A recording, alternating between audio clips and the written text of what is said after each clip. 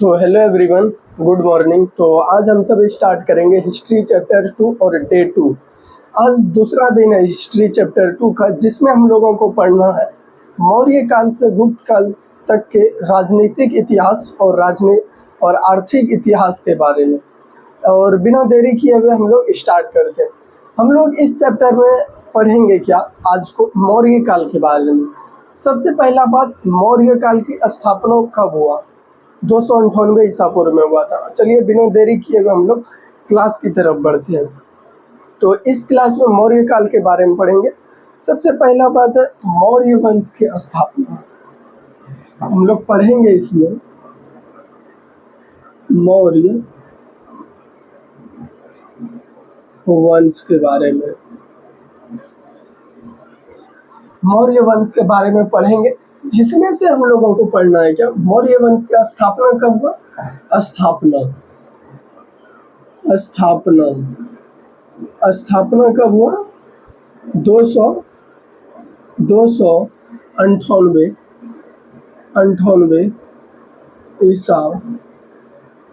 ईसा पूर्व में। 298 ईसा पूर्व में मौर्य वंश का स्थापना हुआ। और इसका जो स्थापना किसने किया था? चंद्रगुप्त मौर्य ने। प्रथम शासक बोल सकते हैं। प्रथम शासक इसका चंद्रगुप्त मौर्य था। चंद्रगुप्त मौर्य प्रथम शासक चंद्रगुप्त मौर्य था। और इस वंश का जो सबसे, हम सिर्फ इसमें पढ़ाएंगे महत्वपूर्ण सवाल, जो कि हूबहू एग्जाम में आने की चांस नहीं, 100% गारंटी है। इसका प्रथम शासक था चंद्रगुप्त मौर्य। और इसका स्थापना तो 298 ईसा पूर्व में हुआ था, नंद वंश के अंतिम शासक घनानंद को परास्त करके, यानी पराजित करके। और इसका प्रथम शासक था चंद्रगुप्त मौर्य था। और इसका जो सबसे प्रसिद्ध शासक था वो था अशोक। प्रसिद्ध शासक अशोक। प्रसिद्ध शासक अशोक था। तो इन्होंने कई प्रकार के कार्य किए। जैसे अशोक ने अपना सबसे महत्वपूर्ण स्तंभ की रचना की, जिसमें इन्होंने बताया क्या स्तंभ एक गोल आकार का होता है, मुकुट आकार का द्वार होता है, ये सब का वर्णन किया गया है। और इसके बारे में हम लोगों को पढ़ना है क्या? कलिंग का युद्ध, सबसे महत्वपूर्ण कलिंग का युद्ध पढ़ना है, जो कि आपका कलिंग वर्तमान में उड़ीसा में है। कलिंग वर्तमान में कहाँ स्थित है? उड़ीसा में। और इसके बारे में हम लोगों को पढ़ना है क्या? अशोक के बारे में ही सबसे अधिक पढ़ना है इस टॉपिक में, क्योंकि अशोक के द्वारा बहुत से कार्य किया गया, जो कि एग्जाम में अभी भी पूछा जा रहा है। जिसमें से आपका अशोक तो भारत में विभिन्न क्षेत्रों में अशोककालीन बोल सकते हैं, तो एक अभिलेख का रचना किया। अशोककालीन अभिलेख, सबसे प्राचीन अभिलेख अशोक का प्रस्तर अभिलेख। सबसे प्राचीन अभिलेख अशोक का प्रस्तर अभिलेख, सबसे प्राचीन अभिलेख है अशोक का प्रस्तर अभिलेख। और इस वंश का जो अंतिम शासक था, इस वंश का अंतिम शासक, अंतिम या बोल सकते हैं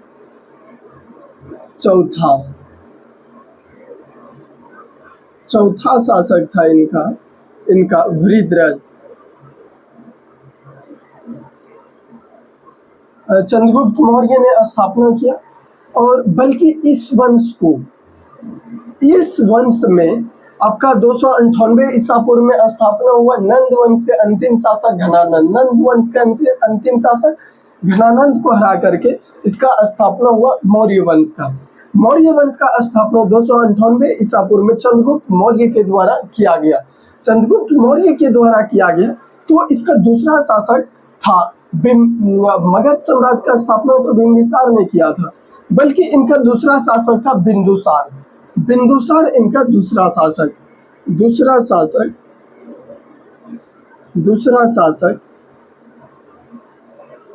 बिंदुसार था। दूसरा शासक इस वंश का बिंदुसार था, जो कि इस वंश को पितृहंसिता वंश भी कहा जाता है। इस वंश को पितृहंसिता वंश क्यों कहा जाता है? क्योंकि इस वंश के जितने भी व्यक्ति हैं, इस वंश के जितने भी व्यक्ति हैं, सभी देखिए चंद्रगुप्त मौर्य का मृत्यु करके इनके खुद बेटा बिंदुसार दूसरा शासक जो था, प्रथम शासक तो ये है और दूसरा शासक ये है, तीसरा अशोक है। तीसरा शासक कौन है? अशोक। और चौथा है आपका वृद्धरथ, जो कि मौर्य वंश का अंतिम शासक था वृद्धरथ। और बोल सकते हैं क्या, प्रथम शासक था चंद्रगुप्त मौर्य, दूसरा था आपका बिंदुसार, तीसरा है आपका अशोक, जो कि सबसे प्रसिद्ध शासक थे अशोक। मौर्य काल का सबसे प्रसिद्ध शासक अशोक था, जिन्होंने कलिंग युद्ध किया, जिसमें इन्होंने बोल सकते हैं तो वस्त्र को धारण तो करते थे, परंतु इन्होंने त्याग करना शुरू कर दिया। इस भीषण युद्ध को देखकर, कलिंग का युद्ध को देखकर अशोक का मन भयभीत हो गया और इन्होंने अस्त्र शस्त्र को ग्रहण न करने की प्रतिज्ञा ले ली। और बोल सकते हैं इसका अंतिम शासक वृद्धरथ। इस वंश को पितृहंसिता वंश कहा जाता है और इस वंश को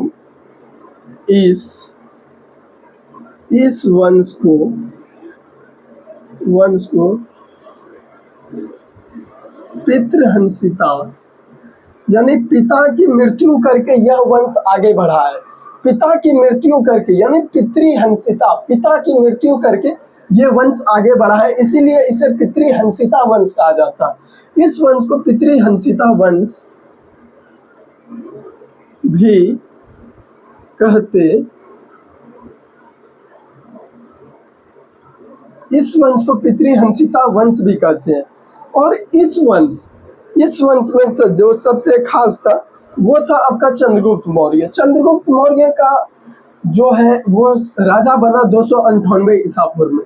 298 ईसा पूर्व में तो राजा बना, परंतु इन्होंने भारत का पूरे क्षेत्र में अपना कब्जा जमा लिया था। यानी बोल सकते सबसे मजबूत शासक चंद्रगुप्त मौर्य था। चंद्रगुप्त मौर्य तो था, लेकिन इनका विवाह सेल्यूकस निकेटर की पुत्री हेलेना से किया था। बोल सकते हैं तो ये कई क्षेत्र में कब्जा नहीं कर पाया, जिसमें से उस क्षेत्र के राजा की पुत्री से विवाह करके उस क्षेत्र पर कब्जा किया। और वही है एक चंद्रगुप्त मौर्य, जो कि पूरा भारत के आधा से अधिक से अधिक बोल सकते 80 to 85% क्षेत्र पर चंद्रगुप्त मौर्य कब्जा कर चुके थे। और करने के पश्चात इन्होंने जिस क्षेत्र पर कब्जा नहीं कर सका चंद्रगुप्त मौर्य, उस क्षेत्र के राजा से हाथ मिलाकर उस क्षेत्र के राजा के पुत्री से विवाह करके और उस क्षेत्र पर अपना कब्जा जमाया। और इस वंश का एक खासियत क्या है, इस वंश का जो स्थापना हुआ वो चाणक्य जो है, जिन्होंने अर्थशास्त्र पुस्तक के रचना की थी, चाणक्य, जिसको विष्णुगुप्त या कौटिल्य भी कहते हैं, जिन्होंने अर्थशास्त्र की रचना किया था। चलिए इसको भी पढ़ लेते हैं। अर्थशास्त्र की रचना, इसमें मौर्य काल में ही ये सब आएगा। अर्थशास्त्र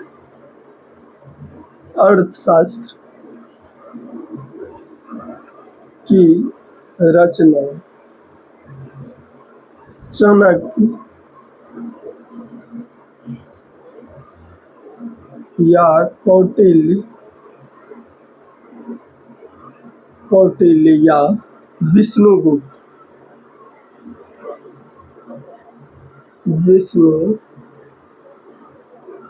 चाणक्य, कौटिल्य या विष्णुगुप्त, चाणक्य, कौटिल्य या विष्णुगुप्त होता है। और अर्थशास्त्र की रचना तो चाणक्य, देखिए एक अर्थशास्त्र है इकोनॉमिक्स, उसका रचना एडम स्मिथ के द्वारा किया गया। और यह अर्थशास्त्र बात कर रहे हैं राजनीति पर, तो इसका रचना चाणक्य, कौटिल्य या विष्णुगुप्त, ये तीनों याद रखिएगा, क्योंकि एग्जाम में थोड़ा सा घुमा देता है। वो वहां पूछता नॉर्मल क्वेश्चन है, परंतु यहाँ घुमा देता है आंसर में। पूछेगा आपका नॉर्मल सा क्वेश्चन, यह अर्थशास्त्र की रचना किस के द्वारा किया गया, आपको यहाँ चाणक्य नहीं देगा, कौटिल्य नहीं देगा विष्णुगुप्त। आप जरूर है कंफ्यूज हो जाइएगा, इसीलिए ये तीनों को याद रखना है। इसमें अर्थशास्त्र की रचना बहुत इजी क्वेश्चन आता है मेरे भाई एग्जाम में, हार्ड हम लोग खुद बना लेते हैं, क्योंकि रिवीजन R बराबर R होता है, रिवीजन इक्वल टू रिजल्ट। आप रिवीजन कर रहे हैं तो रिजल्ट बनेगा, मेन यही होता है, रिवीजन इक्वल टू रिजल्ट। अर्थशास्त्र की रचना कौटिल्य के द्वारा किया गया। कौटिल्य का अन्य नाम चाणक्य विष्णुगुप्त। देखिए कौटिल्य जो है चंद्रगुप्त मौर्य के गुरु हैं। कौटिल्य चंद्रगुप्त मौर्य के गुरु थे। और चाणक्य का एक पराजित हो गया था एक युद्ध, जिसमें इनको कई प्रकार का सामना करना पड़ा, कठिनाई का। और ये भयभीत होकर यह एक इसका शिष्य चंद्रगुप्त मौर्य को कहा, तुमको नंद वंश के शासक घनानंद को हराना है। तो चंद्रगुप्त मौर्य ने नंद वंश के अंतिम शासक घनानंद को हरा करके मौर्य वंश का स्थापना किया। मौर्य वंश कब से कब तक? चंद्रगुप्त मौर्य 298 ईसा पूर्व में नंद वंश के अंतिम शासक घनानंद को हरा करके मौर्य वंश का स्थापना किया। इसका दूसरा शासक था बिंदुसार, तीसरा शासक था अशोक, चौथा शासक था वृद्धरथ, जो कि यह अंतिम शासक था। और इस वंश को पितृहंसिता वंश भी कहते हैं, क्योंकि इस वंश में पिता की मृत्यु करके इस वंश को आगे बढ़ाया गया, आगे चलाया गया, इसलिए इस वंश को पितृहंसिता वंश कहा जाता है। और इस वंश के बारे में कुछ महत्वपूर्ण बात है। क्या इस वंश में अशोक के द्वारा कई प्रकार के कार्य किए गए, चंद्रगुप्त मौर्य के द्वारा कई प्रकार के कार्य किए गए। तो आज हम लोग पढ़ लेते हैं चंद्रगुप्त मौर्य के बारे में, कल हम लोग पढ़ लेंगे अशोक के बारे में। पहला क्या है आपका? चंद्रगुप्त मौर्य। चंद्रगुप्त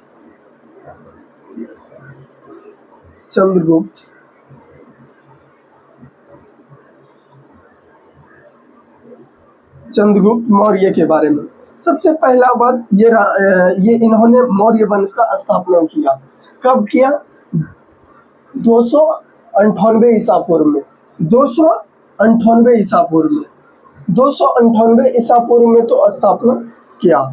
298 ईसा पूर्व में मौर्य वंश का स्थापना 298 ईसा पूर्व में। सबसे पहला इसका ऑब्जेक्टिव क्या बन रहा है? क्या मौर्य वंश की स्थापना किस व्यक्ति के द्वारा किया गया? किस व्यक्ति के द्वारा? चंद्रगुप्त मौर्य। चंद्रगुप्त मौर्य ने मौर्य वंश का स्थापना कब किया? 298 ईसा पूर्व में। 298 ईसा पूर्व में स्थापना किया। देखिए पहला बात है क्या? चंद्रगुप्त मौर्य। मौर्य वंश का संस्थापक कौन है? चंद्रगुप्त मौर्य। कब किया? 298 ईसा पूर्व में। 298 ईसा पूर्व में। इसमें हम लोगों को पढ़ना है, कुछ सब्जेक्टिव भी पढ़ना है और कुछ ऑब्जेक्टिव भी पढ़ना है। बल्कि यह एक बहुत ही महत्वपूर्ण चैप्टर है, क्योंकि एक परीक्षा की दृष्टि से यह चैप्टर बहुत ही महत्वपूर्ण है, क्योंकि इसमें मौर्य काल से बहुत ही क्वेश्चन अधिक आता है। और बाकी तो आपका गुप्त काल की स्थापना पूछ लेगा, श्रीगुप्त, ये सब के भी बारे में पढ़ना है। बल्कि इसमें सबसे अधिक है क्या मौर्य चंद्रगुप्त मौर्य की जीवनी उपलब्धियों के बारे में पढ़ना है, जिसमें से इनका बारे में पढ़ना है। तो सबसे पहले हम लोग बात करेंगे मौर्य वंश का संस्थापक। मौर्य वंश का संस्थापक चंद्रगुप्त मौर्य कब किया? 298 ईसा पूर्व में। 298 ईसा पूर्व में। 321 से 298 ईसा पूर्व में। 321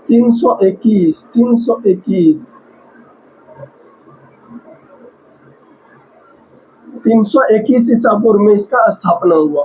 321 ईसा पूर्व में स्थापना हुआ। देखिए 321 से 298 ईसा पूर्व। 298 ईसा पूर्व किसका? चंद्रगुप्त मौर्य का ये काल था। और इनका जो है, इनके पत्नी हेलेना से विवाह किया था। सेल्यूकस निकेटर की पुत्री हेलेना से विवाह करके उस पर संधि किया था। और बात करें तो चंद्रगुप्त मौर्य का, तो ये हुआ इसके हेलेना से जो विवाह किया, हेलेना से विवाह, हेलेना से तो विवाह किया, लेकिन इसके दरबार में कौन आया? मेगास्थनीज।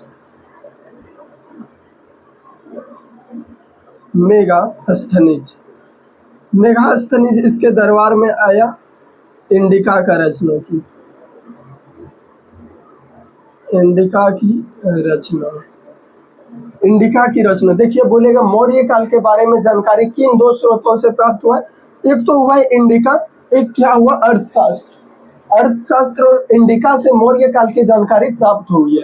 अर्थशास्त्र के लेखक हालांकि इकोनॉमिक्स में बात करें तो एडम स्मिथ, और अर्थशास्त्र का हिस्ट्री में बात करें तो हो जाएगा चाणक्य। चाणक्य का दूसरा नाम कौटिल्य और एक अन्य नाम विष्णुगुप्त।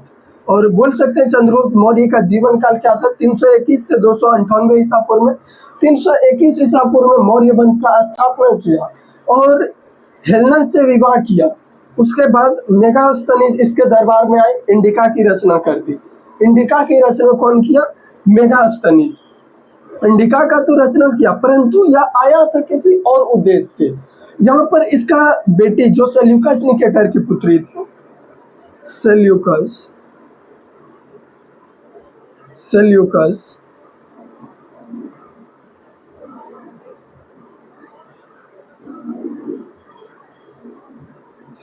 निकेटर की जो पुत्री हेलेना थी, उसका देख रेख करने के लिए यहाँ आया था। परंतु यहाँ आने के बाद इन्होंने इंडिका नामक पुस्तक का रचना किया, और जिसमें से इंडिका से हमें मौर्य काल की जानकारी के बारे में प्राप्त होता है, मौर्य काल की जानकारी प्राप्त होती है।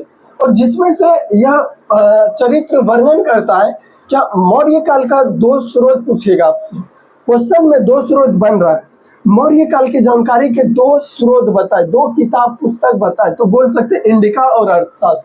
इंडिका और अर्थशास्त्र, इंडिका का रचना मेगास्थनीज, अर्थशास्त्र कौटिल्य चाणक्य विष्णुगुप्त, कौटिल्य चाणक्य विष्णुगुप्त। सबसे पहले हम लोग बात करेंगे क्या, मौर्य काल के उपलब्धि के बारे में। देखिए मौर्य काल का तो स्थापना, परंतु इसका सबसे प्रसिद्ध शासक था अशोक।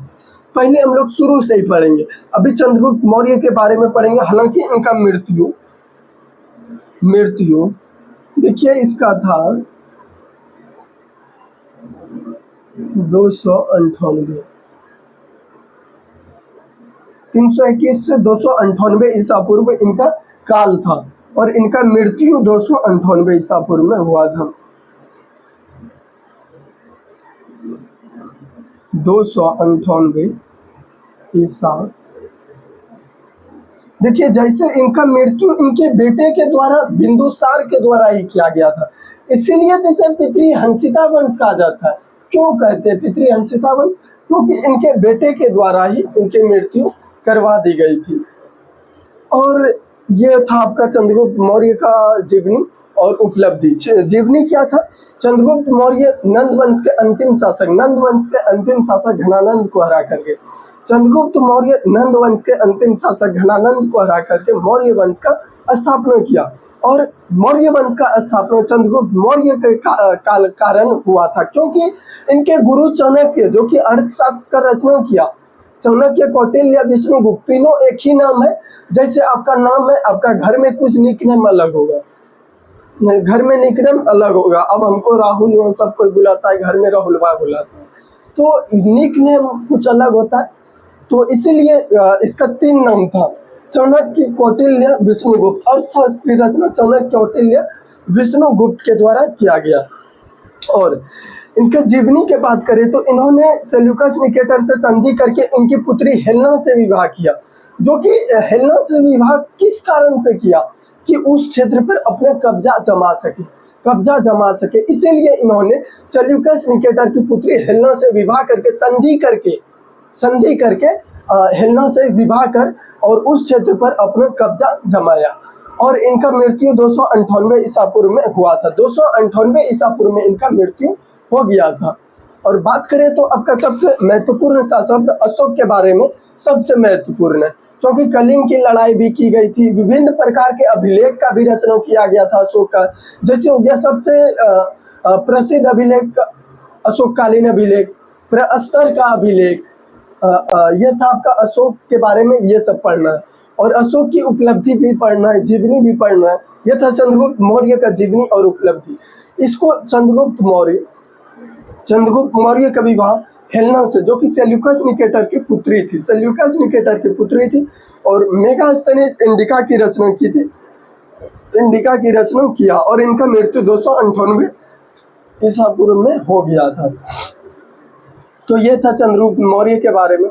और बिंदुसार के बारे में हालांकि पढ़ना नहीं है, क्योंकि इनका पूछा नहीं जाता है कोई। ऐसे में ऑब्जेक्टिव पूछ सकता है क्या मौर्य वंश का दूसरा शासक कौन था? बिंदुसार। तीसरा शासक अशोक, जो कि सबसे प्रसिद्ध। एक क्वेश्चन लिख के दे रहे हैं, याद कर लीजिएगा, नहीं आएगा तो भी आएगा फिक्स। मौर्य वंश का सबसे प्रसिद्ध शासक कौन था? अशोक। याद रखिएगा, बिहार बोर्ड एग्जाम 2027 में आपका 50वां नंबर प्रश्न होगा, 51 नंबर होगा। मौर्य वंश का सबसे प्रसिद्ध शासक कौन है? अशोक। मौर्य वंश का सबसे प्रसिद्ध शासक अशोक। मौर्य वंश का संस्थापक चंद्रगुप्त मौर्य। कब?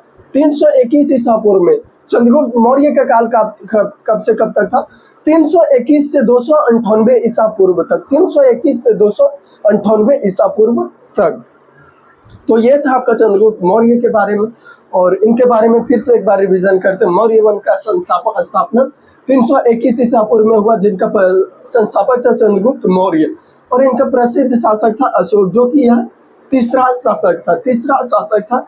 और चौथा शासक था आपका वृद्धरथ, जो कि अंतिम शासक था आपका वृद्धरथ। और दूसरा शासक बिंदुसार। पहला चंद्रगुप्त मौर्य, दूसरा बिंदुसार, तीसरा अशोक, चौथा वृद्धरथ, जो कि अंतिम शासक था वृद्धरथ।